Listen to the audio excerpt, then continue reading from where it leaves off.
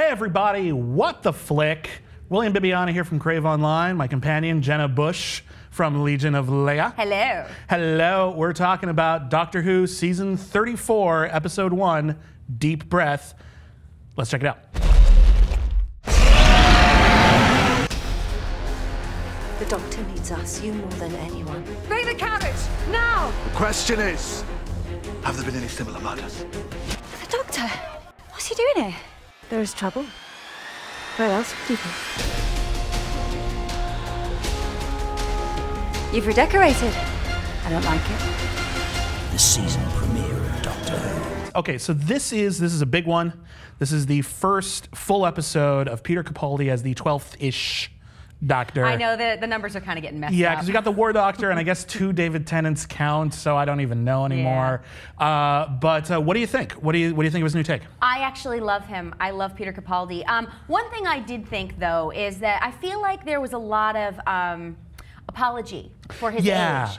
And it's like they think they're going to lose a lot of young female viewers because they don't have a boyfriend doctor anymore, which is absolutely ridiculous. We're not that shallow. Well, and Jenna Coleman gets to make that speech. Yeah. Yeah, you're right. This episode, there's always a transition. There's always, the Doctor discovering who they are, meeting new people, re-encountering old companions, whatever. But yeah, this one, it seems like they were really nervous about whether people will accept his new face, a new take on the series, whether people will be comfortable. I mean, they even had to have Matt Smith call in to tell audiences it's okay to like Peter Capaldi. And Peter Capaldi was like, please love me, and they did a decent job of incorporating that into the episode, but as it sort of reeks of lack of confidence in a way, doesn't it? Yeah, I really think it does, and I love Peter Capaldi, and I have not seen a lot of negative stuff about him online. So tons of stuff about Clara, but no. And it's sad because here's what I think about. I was very disappointed with the second half of last season. I've said this pretty publicly. I agree entirely. Yeah, and I think part of it was that they had such great chemistry in the beginning when she was first introduced, and I think they squandered it. You think? And and I don't think it's her. I don't think it's Jenna Coleman at all. Part of the problem is they kept reintroducing her. Yeah. I loved her in Asylum of the Daleks. I loved her in The Snowman, and then when they reintroduced her again, I actually like that version least. Me too. Of all the ones that we'd seen so far. And then there was so much about the mystery of who she was that she never really got to come into her own and define a relationship with the Doctor. And now that we're incorporating a new storyline about someone trying to keep them together, I assume it's the gatekeeper of the nether space, Missy. I don't know, like I'm worried that there's so much plot surrounding them that they can't just be together and establish a real relationship. But I thought the best moment in this episode was the scene where they finally got to sit down and just hash it out and have a great conversation. Egomaniac. I love it. There are things going on here that are a little more important than your egomania. Yeah. Yeah. Nothing is more important than my egomania. They were great together. That scene was pretty much tailor-made just to show off the fact that they do have chemistry. Yeah, and they absolutely do have chemistry. Yeah. Well, I was also confused, though, about why she was so confused by his regeneration, especially considering who she is. Well, it's jarring.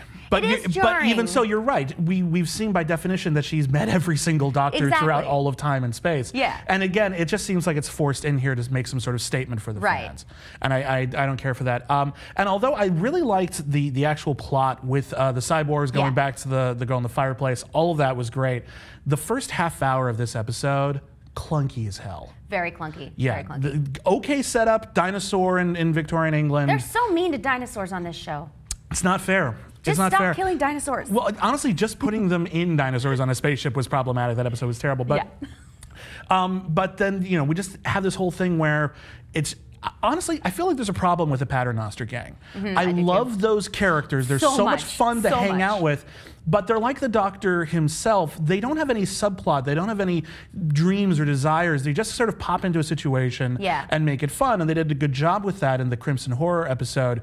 But when we have to spend this much time with them over and over again, they're just there to be their one notes. They can't grow. I would much rather see them in their own series where they got to evolve than constantly coming back on Doctor Who like this. Totally. I mean, I don't mind it so much with Strax. The potato thing. Yes. Oh, I love him so much. And I love Jenny and Madame Vastra, and I think the only little thing we got into character today was, and because we're being banged over the head with the fact that they're married, what would work is if you made them just act like married people and stop, like, stop saying, hey, guess what? You know what, just... Well, I mean, a little bit of that might be okay because, you know, the first episode of a new Doctor is considered a great jumping on point. Right. So you want to sort of call attention to it a little bit. But yeah, they went really nuts. Yeah, because really they have clarifying. such, like, I love their relationship, Jenny and Madame Vastra. I think they're really cool together. I love it. So, but the promised kiss, like, couldn't they just kiss because they're happy together and love each other? It has to be because she's got extra oxygen. Yeah. Oh, and don't forget their psychic link. Yeah. Which I guess they showed before, but not really. It was pretty awkward. Who do you think the gatekeeper of the Nethersphere is?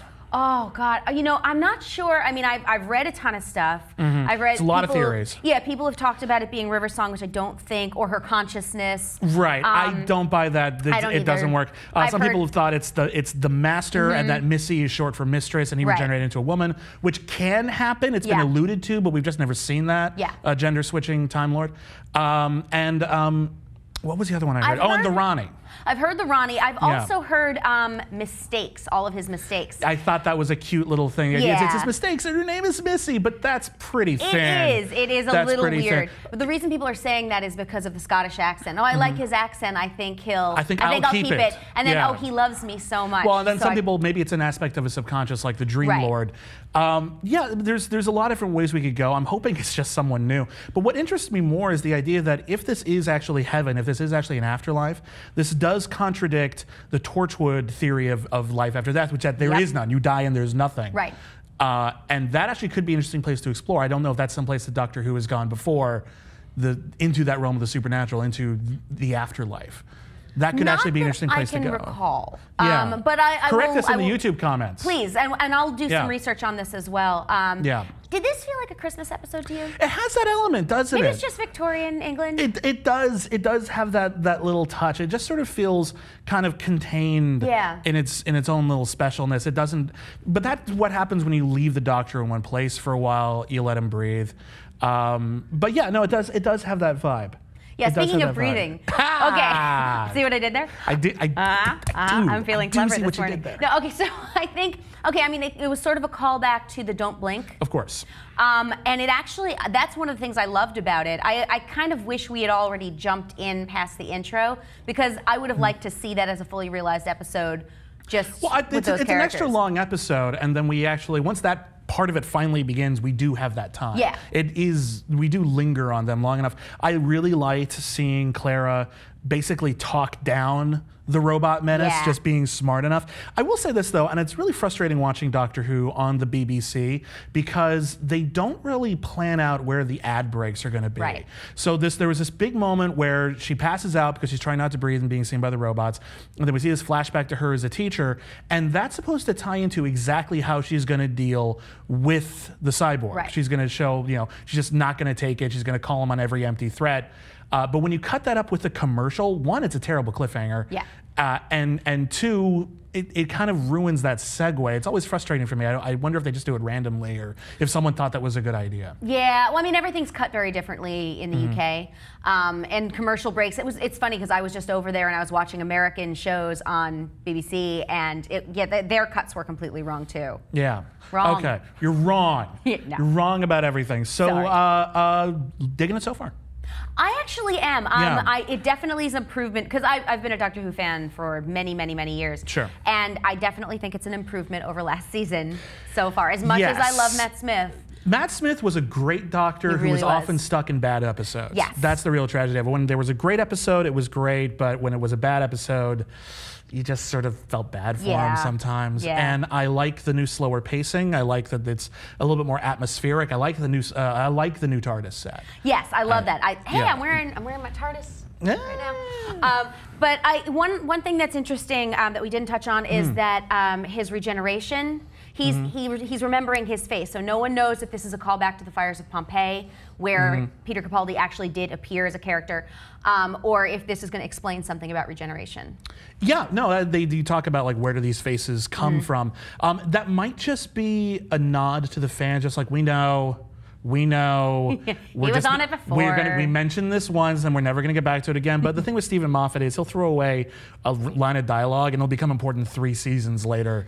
So yeah, and there was a nod to him. the girl in the fireplace. Yes, which I'm glad we got back to that. I thought they had a fun take on that. So yeah, we'll be back in 2 weeks.